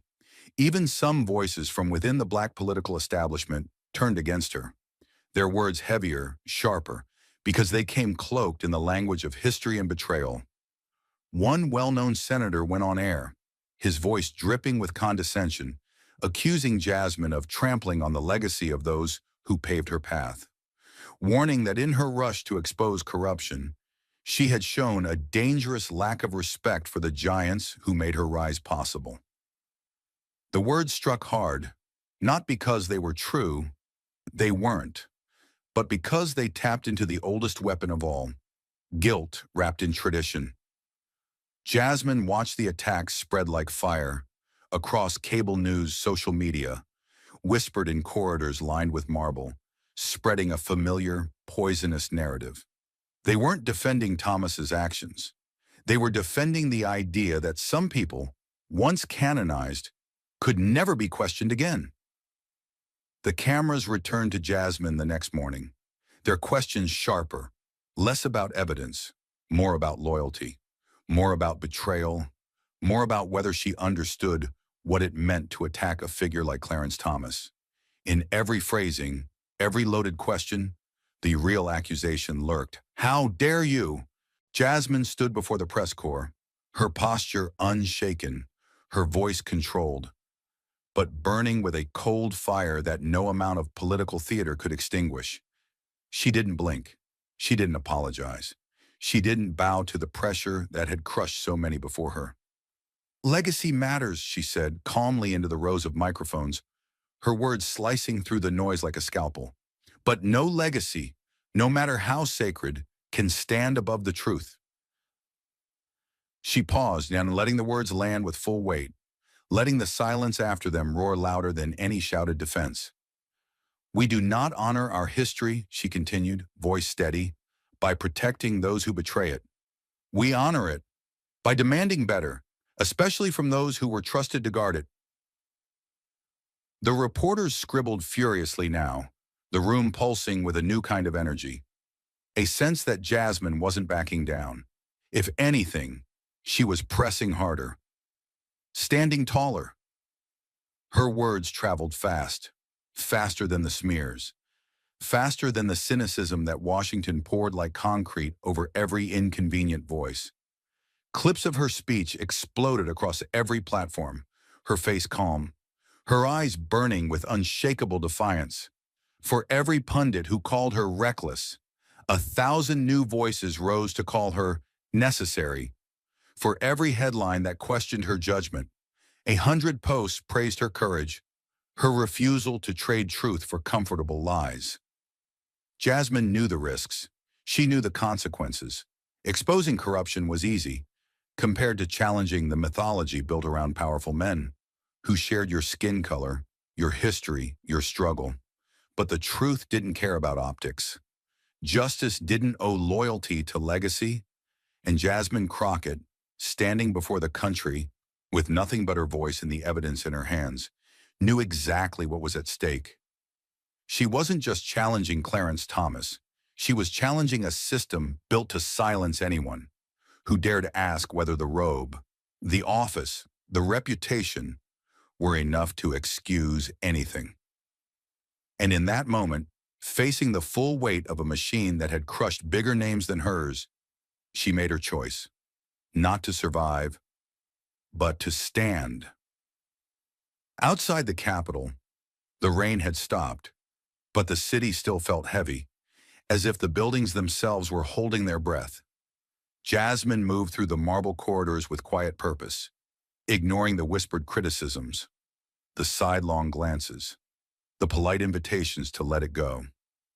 Every step she took was a defiance, a reminder that power, when unchecked, didn't just corrupt individuals. It corroded faith, poisoned systems, destroyed the very ideals it claimed to protect. She didn't just carry the folder of evidence anymore. She carried the faces of those who never got to ask their questions, who never got to see the mask slip, who were told to be grateful and silent. And she knew, more than anything, that the fight had only just begun. Clarence Thomas had been dragged into the light, but the shadows he left behind stretched deep into every institution, every polished hallway where secrets still traded hands. Jasmine tightened her grip on the folder, her pace never slowing. They could attack her name. They could smear her motives. They could try to paint her as a traitor to history. But they could no longer pretend that the truth she had exposed wasn't real. And no amount of threats, tradition, or guilt could put that mask back on. But for every attack the machine launched, something unexpected grew louder. A hunger for truth that no smear campaign could silence. At first, It was a trickle, one journalist here, a law student there. Quiet voices digging through the evidence Jasmine had laid bare, refusing to let the story be buried beneath layers of distraction. But within days, the trickle became a surge. Investigative reporters began publishing thread after thread, cross-referencing dates, payments, photographs, showing in brutal detail how deep the rot had spread. Law schools across the country erupted in debates and forums, professors and students alike challenging a system that had asked them for blind loyalty without demanding accountability. On social media, the movement ignited like dry timber, catching flame. Hashtags exploded across timelines, none louder, none sharper than one. Number sign, justice is not for sale, period. Exclamation mark, exclamation mark, exclamation mark. It wasn't just a slogan, it was a battle cry, a declaration that the public was done mistaking robes and titles for immunity. Jasmine's name flooded the conversation, not as a politician, not as a partisan weapon, but as a symbol of something many had almost given up believing in, the idea that the truth still mattered. Across the country, from crowded lecture halls to dinner tables, people asked a simple, devastating question. If she had the courage to stand, why didn't we? The tidal wave hit Washington with the force of something raw and unstoppable. Editorial boards that had once treated Jasmine with cautious distance now ran front-page headlines demanding judicial reform. Law students organized peaceful sit-ins outside federal courthouses, holding signs that read, "Truth over tradition and no one above the law." Civic groups that had spent years feeling powerless found a rallying point, a name, a face that made the impossible feel tangible. Jasmine didn't ask for the spotlight. She didn't choreograph rallies. She didn't pose for cameras. But the truth she had fought to expose did something more powerful than any press release. It resonated. She stood firm while others wavered. She spoke plainly when others hid behind legal jargon. And in doing so, she became the reluctant but undeniable symbol of a new kind of rebellion, one that didn't burn buildings, but instead demanded the walls of corruption come crashing down. In every major city, murals sprang up overnight. Jasmine's face, unblinking, carved in paint against brick walls with the words, "Justice isn't given, it's taken." Inside the Capitol, the old guard scrambled to respond, their talking points growing more frantic, more disconnected from the rising anger outside their marble walls. They warned of chaos. They warned of disrespect. They warned that challenging the system was tearing at the fabric of democracy, oblivious to the fact that the fabric had already been torn by them. Every attack they launched only fueled the fire further. Journalists began digging deeper, finding cases and rulings connected to undisclosed gifts, patterns too glaring to ignore. Ordinary citizens, armed only with cell phones and stubborn questions, began demanding answers at town halls and public meetings, no longer willing to be talked down to by polished officials with empty promises. For the first time in years, it wasn't just activists shouting into the void, it was nurses, teachers, construction workers, grandmothers, students. It was America waking up from a long, uneasy sleep. Jasmine Crockett had pulled a thread, and now the entire fabric was unraveling in plain view. Jasmine watched it unfold, with a wary kind of hope, knowing better than anyone that momentum could shift, that power, when cornered, often fought back the hardest. She didn't gloat, she didn't celebrate. She stayed steady, issuing simple, pointed statements that reminded the public who the real villains were. Not the ones asking questions, but the ones demanding silence. "This isn't about one man," she said, in an interview that racked up millions of views within hours. "This is about whether the people we trust to deliver justice believe they are above it." The words weren't delivered with rage or performance. They were delivered with the cold, clear certainty of someone who had walked through fire and refused to let it consume her. The camera captured it all, the exhaustion under her eyes, the steel in her voice, the weight she carried without flinching.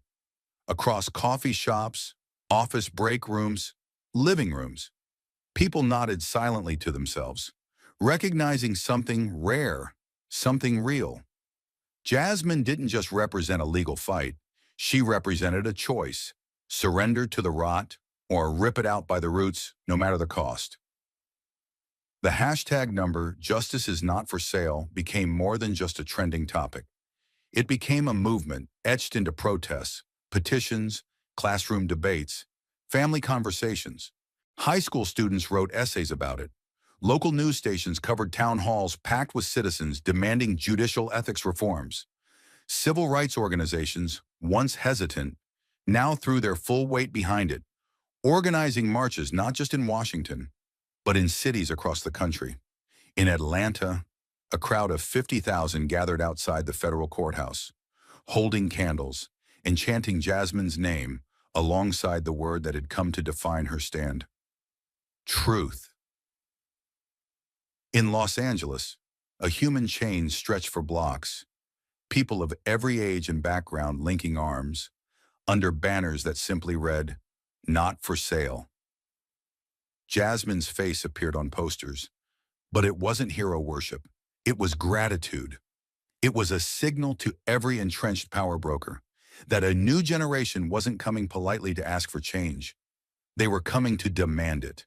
Inside her office, late at night, Jasmine sat by herself, watching footage of the protests rolling in from across the country. She didn't smile. She didn't cry. She just pressed her palms flat against the desk, grounding herself in the reality she had helped unleash. The fight wasn't over. It might never be. But for the first time, she wasn't standing alone. She turned off the screen, stood up, and looked out over the city that had tried so hard to silence her. In the distance, under the misty glow of streetlights, she could see small clusters of people still gathered, still chanting, still refusing to go home. A quiet, steady certainty settled in her chest. They had tried to buy justice, but Jasmine Crockett had made them remember some things, once awakened, could not be bought back. But even as crowds chanted her name and headlines called for change, Jasmine knew the old powers would not fall with a single blow. Clarence Thomas did not resign. He did not apologize. He did not flinch under the blinding lights or the endless headlines tearing apart the mythology that had once shielded him like armor. He sat through the storm, stubborn and silent, clinging to a position that no longer commanded the reverence it once had. But the damage was done, irreversible, undeniable, written in every headline, every angry editorial, every late-night show monologue that mocked his fall from grace. The legacy he had spent decades cultivating collapsed in real time, pixel by pixel, headline by headline, until even his staunchest defenders could no longer say his name without a shadow passing over their faces.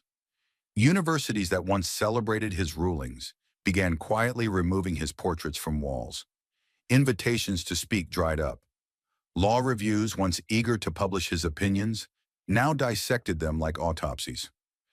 He still sat on the bench, but in the court of public opinion, he was no longer a justice. He was a cautionary tale, a symbol of a system that had sold its soul one private jet trip at a time. In the marble corridors of Congress, the shift was faster than anyone could have predicted. What had been a whisper, a scattered few voices demanding judicial reform, roared into a movement too large to ignore. Bills began circulating within days, proposals to impose ethics codes on the Supreme Court, to demand financial transparency, to establish independent oversight over a branch of government that for too long had operated behind a sacred curtain. Committees held emergency sessions. Hearings were scheduled with unusual speed.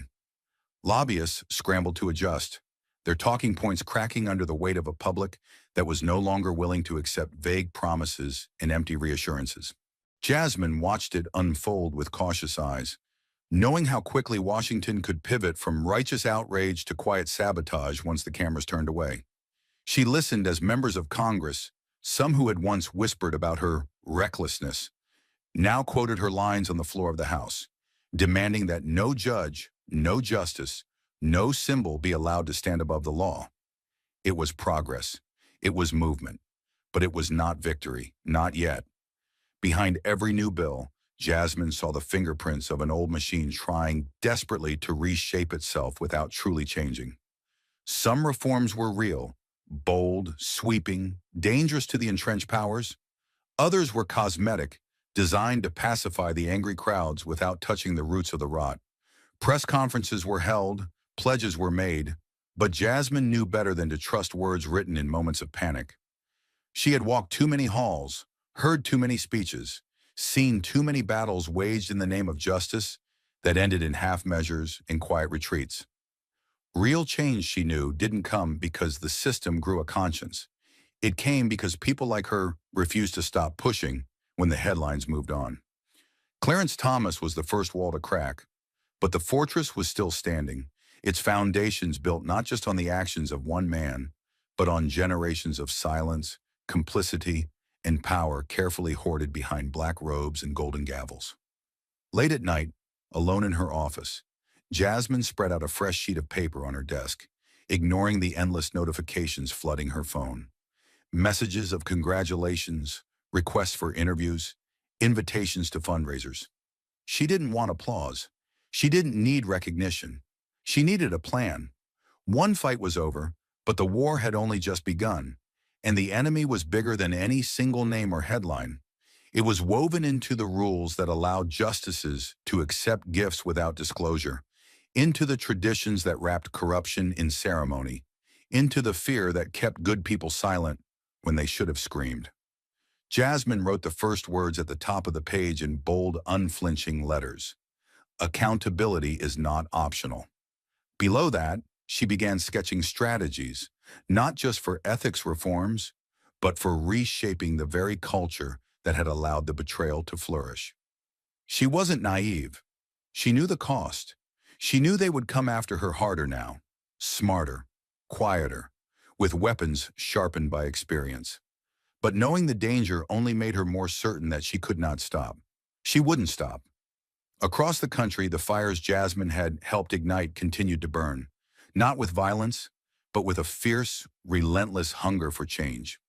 Citizens demanded oversight at every level, from local courtrooms to the federal bench. Students who had once dreamed of clerking for Supreme Court justices now dreamed of rewriting the rules that protected them. Town halls swelled with angry, determined voices asking why judges lived above the standards demanded of every other public servant. It wasn't perfect. It wasn't easy. There were setbacks, betrayals, moments when it seemed the old powers might yet outlast the storm. But Jasmine could feel something shifting beneath the marble and gold.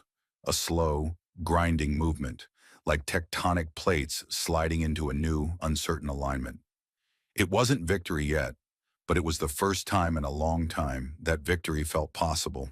Standing at the steps of the Capitol one evening, as the sun bled into a darkening sky and protesters gathered with candles and hand-painted signs, Jasmine let herself breathe for a moment. She thought of the young law student who had first dreamed of fairness inside courtrooms carved from stone.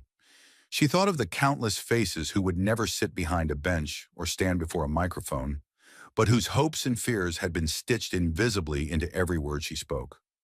She thought of Clarence Thomas, still seated high above, diminished but defiant, a living reminder that tearing down one pillar did not bring down a temple. And she thought of the system, wounded, exposed, but still dangerous, waiting for her to tire, to falter, to give up. Jasmine Crockett stared out over the flickering lights of the gathering crowd, the chants rising again into the cooling air.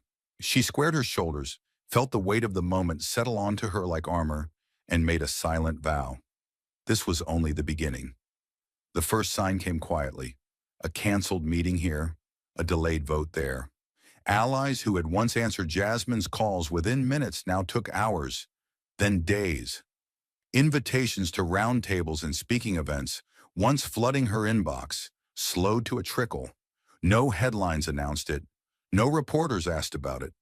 But Jasmine felt it as surely as a blade pressed against her back.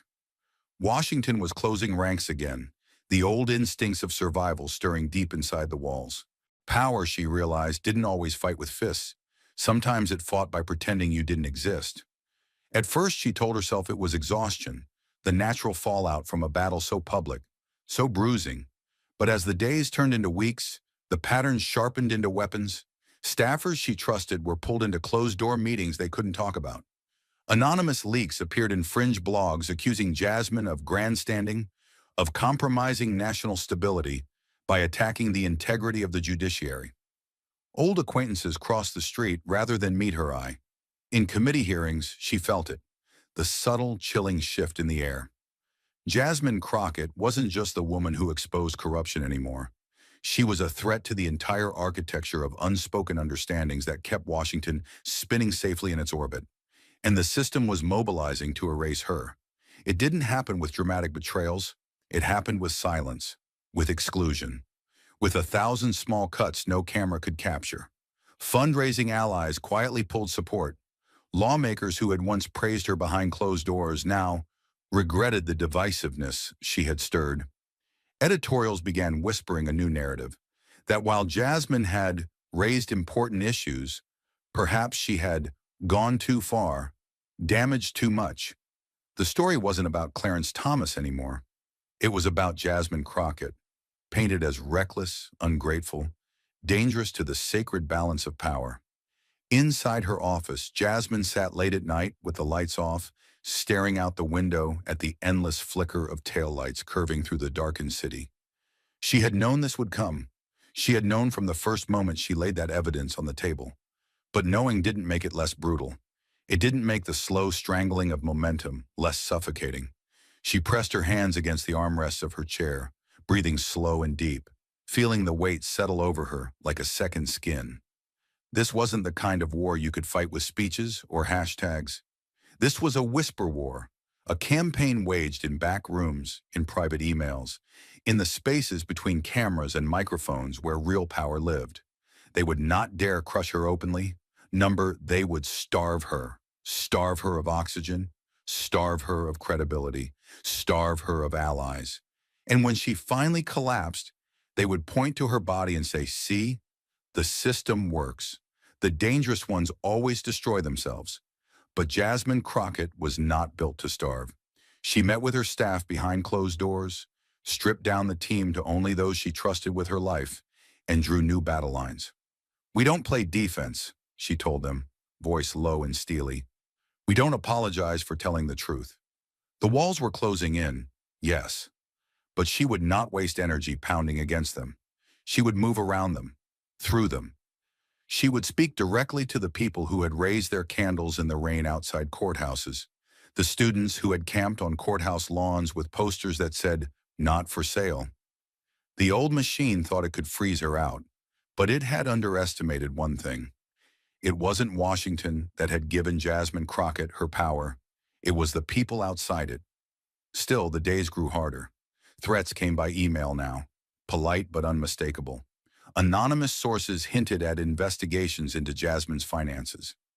Leaks suggested her divisive tone might cost her committee assignments. Rumors circulated that the White House wasn't happy with the disruption she had caused. Journalists who had once called her brave now called her embattled, their voices laced with the thin, sour smell of fear. Jasmine read every line. She answered none of them, because deep down beneath the fear and exhaustion, beneath the loneliness that clawed at her ribs in the dead hours between meetings, she understood something that made her dangerous. Silence was not neutrality. Silence was complicity. Every back turned against her wasn't just an act of political survival. It was a confession. It was proof that the fortress was rotting from within. One night, as another story broke painting her as a radical threat to judicial independence, Jasmine sat at her kitchen table, her hands wrapped around a chipped coffee mug, and stared at the headlines without blinking. She didn't rage. She didn't cry. She let the attacks roll over her like water over stone, and then she picked up her pen and wrote 2 sentences on a notepad. They can survive exposure. They can't survive momentum. She would not waste another minute fighting to defend herself against their whispers. She would build something louder, something they couldn't drown out. Outside the window, the city pulsed in the dark, 1,000 unseen wars being fought behind 1,000 closed doors. Jasmine Crockett sat still in the eye of the storm, sharpening her resolve into something harder than anger, more durable than outrage. She was no longer fighting for herself. She was fighting to make sure that when the next Clarence Thomas rose, when the next injustice festered behind closed doors, when the next machine tried to silence the truth, there would be an army ready to tear it down from the roots. And this time, it wouldn't be a whisper war. It would be a reckoning. For a while, Jasmine moved through Washington like a ghost, visible but untouched, the corridors parting for her presence, but no longer welcoming her. Meetings ended early when she entered. Hallway conversations lowered to whispers. The system wasn't trying to defeat her anymore. It was trying to pretend she had never mattered at all. Most nights she sat alone in her office, the city humming beyond the glass, the war she had started still smoldering in the distance. She had refused to fall, and so they had chosen the next best thing, isolation. It would have worked if not for the message slipped under her door. No official letterhead, no signature, just a folded scrap of heavy paper, creased with hurried hands, bearing 8 handwritten words. You're not alone. Meet us, midnight, Judiciary Square. Jasmine stared at it for a long time, suspicion prickling at her skin. It could be a trap, another setup, another trick designed to humiliate her or worse. But something about the handwriting, sharp, hurried, desperate, stirred something deeper, a whisper she had carried inside her, long before the hearings, long before Clarence Thomas, a whisper that said, you are not the only one who sees. At 11:50 p.m., Jasmine slipped into Judiciary Square alone, her coat collar pulled high against the cold. The city around her was hushed, emptied of life except for the low growl of distant traffic and the steady hum of the courthouse floodlights. She moved cautiously between the towering columns, every sense on high alert. No security detail, no reporters, just the silent pulse of risk beating through her bloodstream. They stepped out of the shadows together, 4 figures, faces barely visible in the half-light. A woman in her early 40s, her posture straight with years of court discipline. A man barely out of law school, still carrying the raw anger of someone not yet crushed by the system. Another older man, hair graying at the temples, his suit wrinkled, his expression guarded. And the last, a former clerk, once destined for a glittering judicial career, who had vanished from the scene years ago after refusing to stay silent about misconduct he'd witnessed. Jasmine didn't speak first. She let them come to her. The woman spoke, her voice low but firm. We believed in the system once, she said. We thought we could fix it from the inside. The young man shook his head sharply. You showed us that was a lie. The older man stepped forward, hands slightly trembling. They can survive one voice. They can't survive all of us. The former clerk reached into his jacket and pulled out a small battered flash drive. He held it out to Jasmine with a look that carried equal parts fear and grim determination. Proof, he said simply. Documents, memos, private communications, things no one was supposed to see. Jasmine took the flash drive slowly, feeling the full weight of the moment settle into her palm. This wasn't just evidence. It was ammunition, collected quietly by those who had once believed the system could police itself, only to realize too late that it was designed to protect itself instead. You have more than you know, the woman said, her eyes fierce, and you have more support than you think. The young man smiled grimly. We can't march with signs. We can't shout in the streets. But we can give you the weapons they never thought you'd have. Jasmine looked at them, really looked, and saw not rebels, not radicals, but survivors. Survivors of a system that had betrayed them long before it tried to erase her. She closed her fingers around the flash drive, feeling its sharp corners dig into her skin. This was her army, not made of politicians, not made of media, made of the forgotten, the disillusioned, the ones who had stared into the hollow heart of power and chosen not to turn away. In the dim glow of Judiciary Square, Jasmine nodded once, a silent pack forming in the cold night air. She wasn't fighting alone anymore. The system had spent decades teaching good people to keep their heads down, to play along, to survive. But survival had its cost, and Jasmine was done paying it. The four figures melted back into the shadows, leaving her standing alone beneath the marble giants carved into the courthouse facade. Jasmine tucked the flash drive into the inner pocket of her coat, her hands steady, her mind already racing with possibilities. This wasn't just a crack in the wall. It was a doorway. Back in her office, hours before the city stirred awake, Jasmine plugged in the drive and watched as document after document filled her screen. Private memos discussing financial favors, sealed settlements, hidden conflicts of interest. Names she recognized.